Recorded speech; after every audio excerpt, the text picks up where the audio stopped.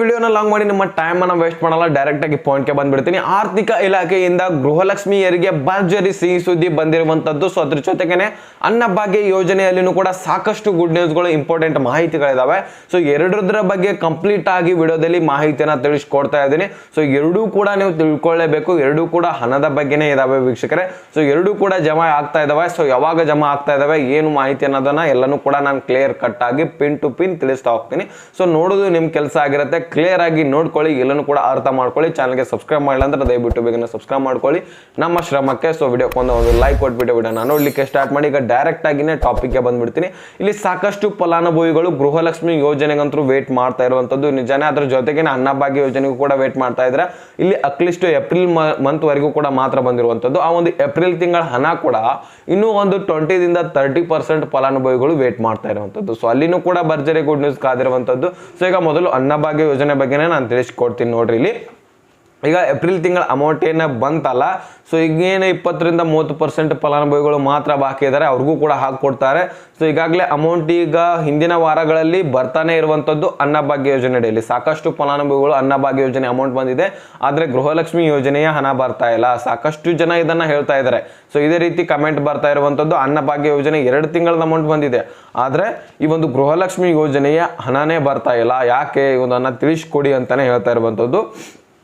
ಗೃಹಲಕ್ಷ್ಮಿ ಯೋಜನೆಯ ಅಮೌಂಟು ಈಗಾಗಲೇ ಸ್ವಲ್ಪವಾಗಿ ಬರ್ತಾ ಇರುವಂಥದ್ದು. ಈಗ ಅನ್ನಭಾಗ್ಯ ಏನಿದೆಯಲ್ಲ ಅತಿ ಸ್ಪೀಡ್ ಆಗಿ ಎಲ್ಲರ ಖಾತೆಗೆ ಜಮಾ ಮಾಡಿದ್ದಾರೆ.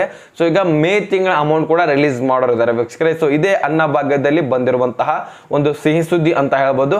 ಸೊ ಈ ಒಂದು ಅನ್ನಭಾಗ್ಯ ಯೋಜನೆಯ ಅಮೌಂಟ್ ಕೂಡ ಈಗ ಮೇ ತಿಂಗಳದ ಹಾಕೊಡ್ತಾ ಇರುವಂಥದ್ದು. ಸೊ ಈಗ ಆಗಸ್ಟ್ನಲ್ಲಿ, ಸೊ ಆಗಸ್ಟ್ ಫಸ್ಟ್ ವೀಕ್ನಲ್ಲಿನೇ ಮೇ ತಿಂಗಳ ಅಮೌಂಟ್ ಅನ್ನ ಹಾಕ್ತಾ ಇರುವಂತದ್ದು. ಸೊ ಯಾರ್ಯಾರು ಅನ್ನಭಾಗ್ಯ ಯೋಜನೆಯಲ್ಲಿ ಹಣಕ್ಕೆ ವೇಟ್ ಮಾಡ್ತಾ ಇದ್ರ, ಸೊ ಅಕ್ಕಿ ಮಾತ್ರ ಸಿಗ್ತಾ ಇರುವಂತದ್ದು 5 kg ಬರೀ. ಸೊ ಅದನ್ನ ಹಣ ಈಗ ರಿಲೀಸ್ ಮಾಡ್ತಾ ಇರುವಂತದ್ದು ಮೇನಲ್ಲಿ. ಇಲ್ಲಿ ಸಾಕಷ್ಟು ಫಲಾನುಭವಿಗಳು ಈ ರೀತಿಯಾಗಿ ಹೇಳ್ತಾ ಇದ್ದಾರೆ, ಈ ಒಂದು ಹಣ ಏನ್ ಹಾಕ್ತಾ ಇದಾರಲ್ಲ ಅದನ್ನ ಹಣ ಬೇಡ, ನಮ್ಗೆ 10 kg ಅಕ್ಕಿನೇ ಕೊಡ್ಲಿ ಸಾಕು, ನಮ್ಗೆ ಈ ಒಂದು ಅಮೌಂಟ್ ಬರೋತಾ ಇಲ್ವೋ ಇದ್ರ ಮೇಲೆ ನಮ್ಗೆ ವಿಶ್ವಾಸ ಇಲ್ಲ, ಗ್ಯಾರಂಟಿ ಇಲ್ಲ, ಸುಮ್ಮನೆ ನಮ್ಗೆ ಅಕ್ಕಿನೇ ಕೊಟ್ರೆ ಒಳ್ಳೇದು. ಸೊ ನಮ್ಮ ಮನೆಯಲ್ಲಿ ತುಂಬಾ ಜನರಿದ್ದೀವಿ, ಸಾಕಷ್ಟು ಅಕ್ಕಿ ನಮಗೆ ಬೇಕೇ ಬೇಕಾಗತ್ತೆ.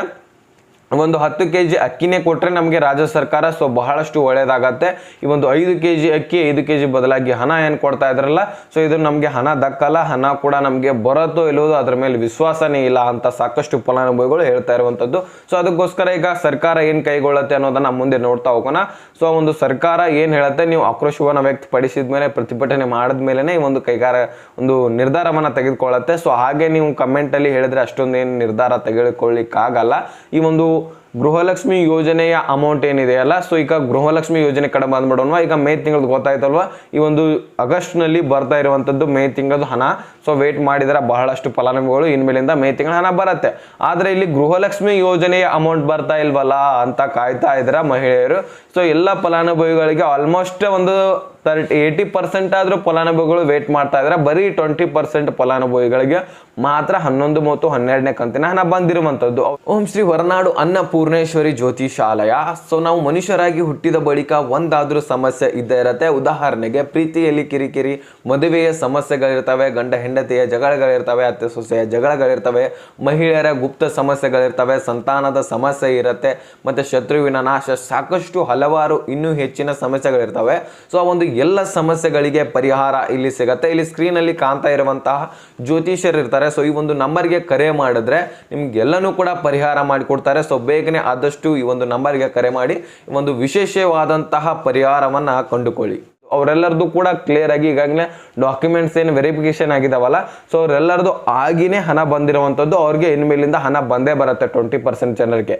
ಇನ್ನು 80% ಜನರಿಗೆ ಇನ್ನೂ ಕೂಡ ಡಾಕ್ಯುಮೆಂಟ್ಸ್ಗಳು ರೆಡಿ ಅಂದ್ರೆ ವೆರಿಫಿಕೇಶನ್ ಮಾಡ್ತಾ ಇರುವಂಥದ್ದು. ಸೊ ವೆರಿಫಿಕೇಶನ್ ಅನ್ನ ಮಾಡಿಸಿ ಉಳಿದಿರುವಂತಹ ಫಲಾನುಭವಿಗಳು 100% ಒರಿಜಿನಲ್ ಫಲಾನುಭವಿಗಳು, ಟ್ಯಾಕ್ಸ್ ಪೇರ್ ಮಾಡ್ತಾ ಇಲ್ದವರು, ಸೊ ಗೌರ್ಮೆಂಟ್ ಜಾಬ್ಸ್ ಇಲ್ದವರು, ಸೊ ಅವ್ರಿಗೆಲ್ಲರಿಗೂ ಕೂಡ ಅಮೌಂಟ್ ಹಾಕ್ತಾ ಬರ್ತಾರೆ. ಉಳಿದಿರುವಂತಹ ಫಲಾನುಭವಿಗಳನ್ನ ತೆಗೆದಾಕ್ತಾ ಇದ್ದಾರೆ. ಸೊ ಹಾಗಾದ್ರೆ 3 ಲಕ್ಷ ಫಲಾನುಭವಿಗಳನ್ನ, ಮಹಿಳಾ ಫಲಾನುಭವಿಗಳನ್ನ ತೆಗೆದಿರುವಂಥದ್ದು. ಸೊ ಇನ್ನೂ ಕೂಡ ತೆಗಿತಾ ಇದ್ದಾರೆ.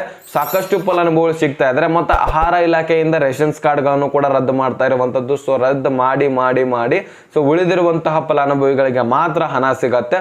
ಒರಿಜಿನಲ್ ಫಲಾನುಭವಿಗಳಿಗೆ ಟೋಟಲ್ ಆಗಿ ಒಟ್ಟಿಗೆ ಒಂದೇ ಮಾತಿನಲ್ಲಿ ಹೇಳ್ಬೇಕಂದ್ರೆ ಒರಿಜಿನಲ್ ಫಲಾನುಭವಿಗಳಿಗೆ ಮಾತ್ರ ಹಣ ಹೋಗುತ್ತೆ ವೀಕ್ಷಕರೇ.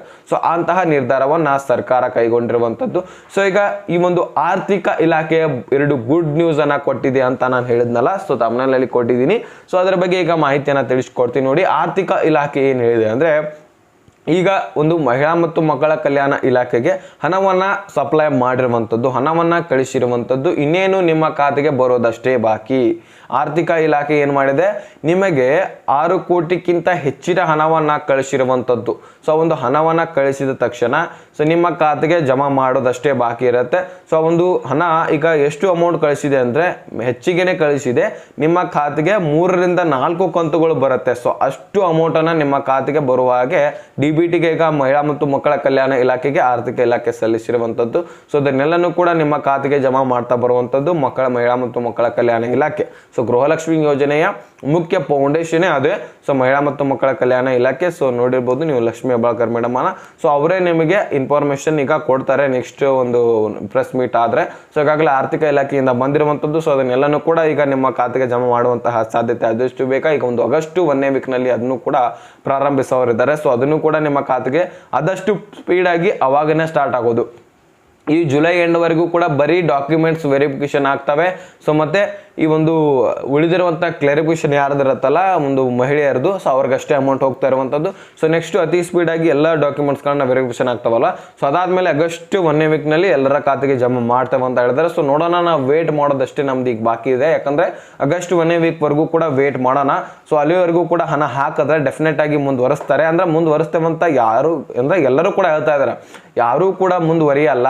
ಈ ಒಂದು ಗೃಹಲಕ್ಷ್ಮಿ ಯೋಜನೆ ಬಂದ್ ಮಾಡ್ತೇವೆ ಅಂತ ಯಾರೂ ಕೂಡ ಹೇಳಿಲ್ಲ. ಸೊ ಕಾಂಗ್ರೆಸ್ನಲ್ಲಿ ಸೊ ಎಲ್ಲರೂ ಕೂಡ ಮುಂದುವರಿಸ್ತೇವೆ ಅಂತ ಹೇಳ್ತಾ ಇದ್ದಾರೆ. ಆದರೆ ಅಮೌಂಟ್ ಆದಷ್ಟು ಸ್ಪೀಡ್ ಹಾಕ್ತಾ ಇಲ್ಲ. ಸೊ ಆರ್ಥಿಕ ಇಲಾಖೆ ಅಂತೂ ಇಷ್ಟಂತೂ ಇನ್ಫಾರ್ಮೇಶನ್ ಕಳಿಸಿದೆ, ಅಮೌಂಟ್ ಕಳಿಸಿದೀವಿ ಅಂತ. ಈಗ ಮಹಿಳಾ ಮತ್ತು ಮಕ್ಕಳ ಕಲ್ಯಾಣ ಇಲಾಖೆ ಏನಿದೆಯಲ್ಲ ಸೊ ಅದು ಕಳಿಸ್ಬೇಕಾಗಿರುವಂಥದ್ದು ಅಷ್ಟೇ.